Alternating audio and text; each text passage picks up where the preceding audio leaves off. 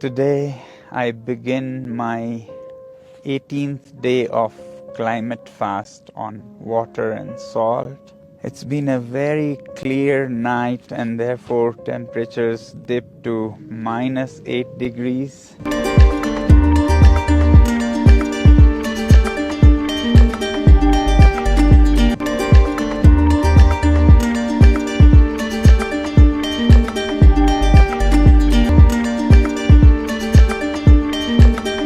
Namaskar, salam, Jule.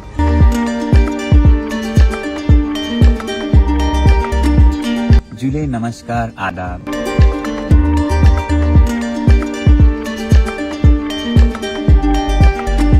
आप सभी को लद्दाख गुड मॉर्निंग एंड जुले.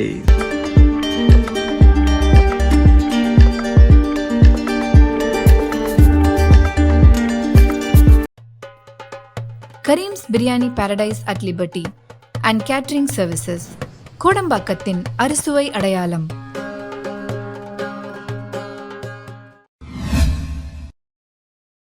வணக்கம். 2013ஆம் ஆண்டு ஒரு மிகப்பெரிய போராட்டத்தை ஒட்டுமொத்த இந்தியாவை பார்த்தது. அதாவது உண்ணாவிரத போராட்டம், சாகும் வரை உண்ணாவிரத போராட்டம், அண்ணா ஹசாரேவின் உண்ணாவிரத போராட்டம், இந்தியா அகேன்ஸ்ட் கரப்ஷன் என்கிற போராட்டம். 13வது நாள் பார்லிமெண்டில் அவருக்கு உறுதி அளிக்கப்பட்டது.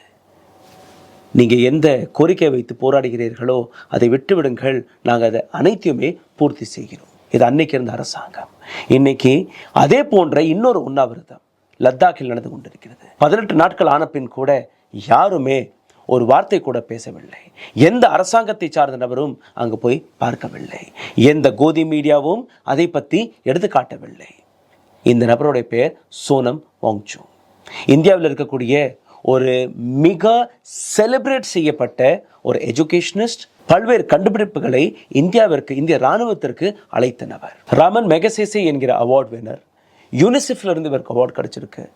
இதை தாண்டி எத்தனையோ அவார்ட்ஸ்கள் இவருக்கு கிடைத்திருக்கிறது. எதற்காக உண்ணாவிரத போராட்டத்தில் இவர் அமர்ந்திருக்கிறார் என்று பார்த்தீர்கள்னா, தன்னுடைய ஜனநாயக உரிமைக்காக. இந்த நாட்டில் இருக்கக்கூடிய ஒரு அரசாங்கம் அந்த ஸ்டேட்ஹுட்டை பறித்ததற்காக, அங்கே இருக்கக்கூடிய இளைஞர்களுக்கு வேலைவாய்ப்பு கிடைப்பதற்காக, அவர்களுடைய குரலையும் பார்லிமெண்ட்டில் எடுத்து வைப்பதற்காக அவருடைய இந்த போராட்டம் கடந்த 18 நாட்களாக நீடித்து கொண்டிருக்கிறது. அப்படி என்னதான் இவர்கள் கேட்கிறார்கள் என்று நீங்கள் பார்த்தீர்கள்னா, இவர்களுடைய 4 கோரிக்கைகள் மட்டும்தான். ஒன்று, இவர்களுடைய மாநிலத்திற்கு கம்ப்ளீட் ஸ்டேட்ஹுட் கிடைக்க வேண்டும். இரண்டாவது, அங்கே இருக்கக்கூடிய பார்லிமெண்ட் கான்ஸ்டியூன்சியில் 2 கான்ஸ்டியூன்சியில் இவர்கள் கிடைக்க வேண்டும். அதாவது 2 MP, கார்கில் மற்றும் லேஹ். இதற்கு முன்பு நீங்கள் பார்த்தீர்கள் அங்கே 4 MLAக்கள் இருந்தார்கள். இன்னைக்கு ஒரு MLA கூட கிடையாது. 6th ஸ்கெட்யூல் கமிஷனில் ட்ரைபல் ஸ்டேட்டஸை கேட்கிறார்கள். கடைசியாக அங்கே இருக்கக்கூடிய இளைஞர்களுக்கு வேலைவாய்ப்பிற்காக அங்கே ஒரு பப்ளிக் சர்வீஸ் அமைப்பு அமைக்கப்பட வேண்டும். கேட்கும்போது பெரிய அளவில் ஒரு ரொம்பவே காம்ப்ளிகேட்டடான கோரிக்கைகள் கிடையாது. ஆனால் கூட இந்த நாட்டு அரசாங்கம் அங்கே இருக்கக்கூடிய 3 லட்சத்திற்கும் மேற்பட்ட மக்களை ஏமாற்றக்கூடிய வேலையை பார்த்திருக்கிறார்கள். பிஜேபி தன்னுடைய மேனிஃபெஸ்டோவில் பெரிய பெரிய வார்த்தைகளை வைத்து இதைத்தான் எடுத்து வைத்தார்கள். எங்களுக்கு நீங்கள் ஓட்டு போட்டீர்கள்னா நீங்கள் எடுத்து வைக்கக்கூடிய அனைத்து கோரிக்கைகளையுமே நாங்கள் எடுத்து வைப்போம், அடுத்த வாரத்திலேயே இங்கே எலெக்ஷன் நடக்கும் என்று. ஆனால் இதுவரை எதுவுமே நடக்கவில்லை. அதற்கான போராட்டம் தான் இது. இதை பற்றி இன்னும் ஆழமாக பேசுவதற்காக ஆனந்த் ஸ்ரீனிவாசன் அவர்கள் இணைந்திருக்கிறார். சார் வணக்கம். வணக்கம். I just gave a small brief about it. Sir, இந்த ஃபஸ்ட்டு நீங்கள் சோனல் வாங்சுக் யாருன்னு கேட்டிங்கன்னா, 3 Idiotsல அமீர் கானா நடித்தார். அமீர் கான் நண்பர், தமிழில் விஜய், தமிழில் தம்பி விஜய் நடிச்சிருக்கார். ஆனால் முதல் கேள்வி எனக்கு என்னென்னா, தம்பி விஜய்க்கு தெரியுமா இவர் யாரை வச்சு அந்த படத்தை எடுத்தாரோ அவர் 18 நாளாக சாப்பிடாம உண்ணாவிரதத்தில் இருக்காருன்னு தம்பி விஜய்க்கோ இல்லை அமீர் கானுக்கோ தெரியுமாங்கிறது முதல் கேள்வி. தெரிஞ்சிருக்காருன்னு நினைக்கிறேன். ஏன்னா மீடியா கவர் பண்ணால் தான் தெரியும். எந்த மீடியாவுமே கவர் பண்ணல. நீங்கள் பார்த்த அந்த நண்பர்களில் தம்பி விஜயும் அமீர் கான் நான் நடித்த அவர் தான் அந்த சோனல் வாங்சுக். அவர் ஒரு பெரிய இன்வென்டர். எஸ், நிஜமாகவே அந்த சினிமாவில் காமிச்ச மாதிரி ஒரு ஸ்கூல் நடத்துகிறார் அவர். இந்த படம் அவரோட லைஃப் ஸ்டோரி தான் அது. இதில் அவர் 18 நாளாக உண்ணாவிரதம் இருக்கிறார். தம்பி சொன்ன மாதிரி அவர் இது மாதிரி 2 சீட்டு கேட்குறாங்க. இதெல்லாம் ப்ராமிஸ் பண்ணாங்க. ஆர்டிக்கல் 370க்கு டிசல்யூஷனுக்கு அவங்க சப்போர்ட் பண்ண காரணமே உங்களுக்கு 2 சீட்டு தரோம், எஸ், உங்களுக்கு ஸ்டேட் வுட்டு தரோம், உங்களெல்லாம் ஷெட்யூல் ட்ரைப் ஆக்குறோம், உங்களுக்கு ஒரு பப்ளிக் சர்வீஸ் கமிஷன் தரோம். இதெல்லாமே பிஜேபி ப்ராமிஸ் பண்ணிச்சு. இன்ஃபேக்ட் ஆர்டிக்கல் 370 பாஸ் ஆனும்போது பிஜேபி சேர்ந்த லே எம்பி, லடாக் எம்பி ராகுல் காந்தியை கண்ணாபின்னான் தாக்கினார், பேசினார், எல்லாம் உண்டு.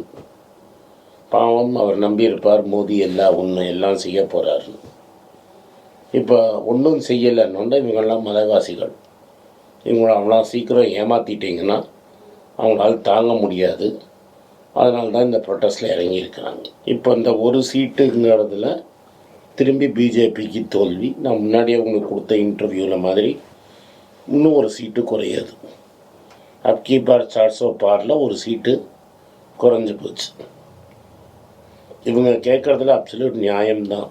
எஸ், உண்மையாக ஏன் இதை அவங்க ஸ்டேட்டாக கொடுத்து 6th கமிஷனில் இவங்க ஷெட்யூல் ட்ரைபாக டிக்ளேர் பண்ணலன்னா அப்புறம் லேண்டை நீங்கள் கார்பரேட்டுக்கு விற்க முடியாது, வளங்களை விற்க முடியாது. ரெண்டாவது, இப்போ அங்கே அந்த ஆட்கள் என்ன சொல்கிறாங்கன்னா, பிரதமர் சொல்லாததை சொல்கிறாங்க. இனிமேல் சைனா நிறைய டெரிட்டரி அங்கே பிடிச்சிட்டாங்க, நாங்கள் அந்த சைனீஸ் டெரிட்டரி பக்கம் நடந்து போகிறோம். அதுக்காகவே இன்னைக்கு சோனங் வாக்சூ அவர்களை தேச துரோகி என்று பல்வேறு நபர்கள் கூற தொடங்கிவிட்டார்கள். ஸோ இப்போ சோனல் வாக்சூக்கு முன்னாடி பல வருஷத்துக்கு முன்னாடி இந்த சர்க்காருக்கு சப்போர்ட்டிவாக பேசினார். எஸ், இவரை நம்பினவங்க, நம்பி கழுத்தறுக்கப்பட்டவர் ஒருத்தர் இன்னைக்கு அவருக்கு தேச துரோகிங்கிற பட்டத்தை கொடுத்துருக்காங்க. ஏன்னா அவர் என்ன சொல்லிட்டாரு, லடாக்கில் பலாயிரம் ஏக்கரை சைனீஸ் பிடிச்சிட்டாங்க அப்படிங்கிற உண்மையை சொல்லிட்டார். இந்த சமயத்தில் இந்தியா அகேன்ஸ்ட் கரப்ஷனை எப்படி டெய்லி டிவி 24 மணி நேரம் கவர் பண்ணாதோ, இன்றைக்கி எனக்கு தெரிஞ்சு எந்த டிவியும், இங்கிலீஷ் டிவியும் இல்லை தமிழ்லேயும் உங்களுக்கு இந்த நியூஸையே சொல்லியிருக்க மாட்டேன். எஸ், இது மாதிரி ஒரு ப்ரொட்டஸ்ட் அங்கே நடக்கிறதுன்னு முக்கால்வாசி பேருக்கு தெரியாது. எனக்கும் சோனல் வால்சிங்க்கும் கருத்து வேறுபாடு இருக்கலாம். ஆனால் என்றைக்குமே இந்த அரசாங்கத்தை சப்போர்ட் பண்ணது கிடையாது. அவர் நம்பி சப்போர்ட் பண்ணியிருக்கலாம், நம்பி ஏமாந்து போயிருக்கலாம். ஆனால் ஒரு நல்ல மனிதர், பல இன்வென்ஷன்ஸ் கண்டுபிடிச்சவர், கவர்மெண்ட்டுக்கு ஃப்ரீயாகவே கொடுத்தவர், ஆர்மிக்கு ஹெல்ப் பண்ண மனுஷன், ஸ்கூல் ஒன்று ஃப்ரீயாக நடத்துகிறவர், அந்த ஊர் ஏழை மக்களுக்கு ஸ்கூலை ஃப்ரீயாக நடத்தும், வேர்ல்ட்ஸ் ஃபாஸ்டஸ்ட் இன்டர்நெட் அதை கண்டுபிடிச்சவர், அங்கே இருக்கக்கூடிய வைஃபை எல்லாம் போகாது, ப்ராட்பேண்ட் போகாதுங்கிறதுனால இன்டர்நெட் சர்வீசஸ் ப்ரொவைட் பண்ணுறதுக்கு புது டெக்னாலஜி கண்டுபிடிச்சவர்.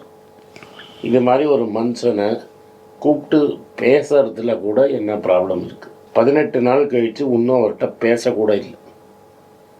பேசுங்க, எல்லாத்தையும் நீங்கள் கொடுக்க வேண்டாம், 1 கொடுங்க, 2 கொடுங்க, பட் இதெல்லாம் நீங்கள் தரேன்னு சொல்லினால தான் அவர் உங்களை சப்போர்ட் பண்ணார்.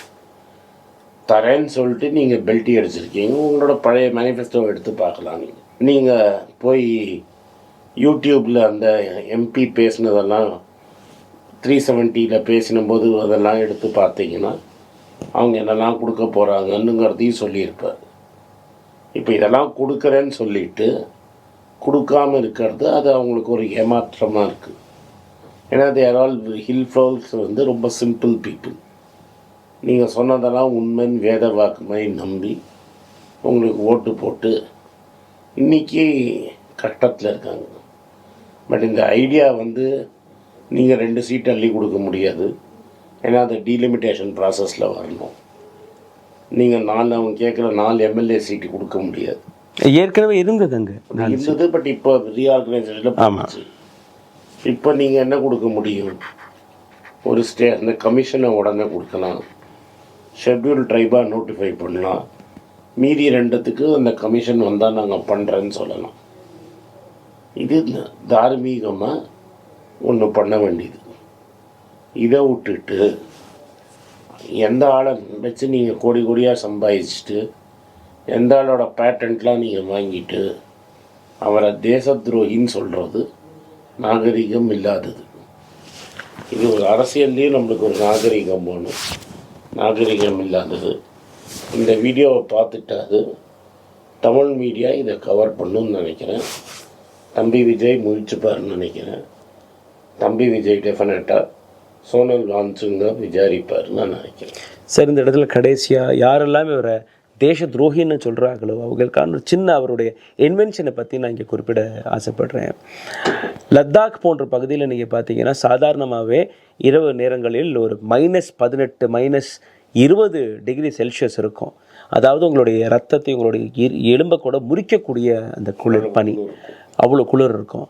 அங்கே ஒரு சோலார் டென்ட்டுகளை இன்வென்ட் செய்து இந்திய இராணுவத்திற்கு கொடுத்த நபர் தான் இவர். இன்றைக்கி இராணுவம் வந்து அங்கே 12 மந்த்ஸுமே அங்கே நம்மளுடைய பார்டர்ஸ்களை பாதுகாக்கிறதுக்கான அந்த டென்ட் அமைச்சு கொடுத்துருக்காரு. எனக்கு இதில் என்ன புரியலன்னா, நம்மளுக்கெல்லாம் 5 வருஷமாக அந்த சோல்ஜரை பாரு அந்த சோல்ஜரை பாருன்னு சொல்லி படம் காமிச்சிட்டு அந்த சோல்ஜருக்கு குளிரில் டென்ட்டு பண்ணி கொடுத்தவனை நீங்கள் இப்படி அவரை ஃபாஸ்ட் பண்ண வைக்கிறது ரொம்ப மன வருத்தமாக இருக்குது.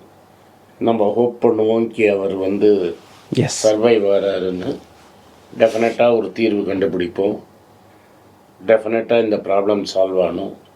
அவரோட சேவை நாட்டுக்கும் தேவை, எல்லா மக்களுக்கும் தேவை.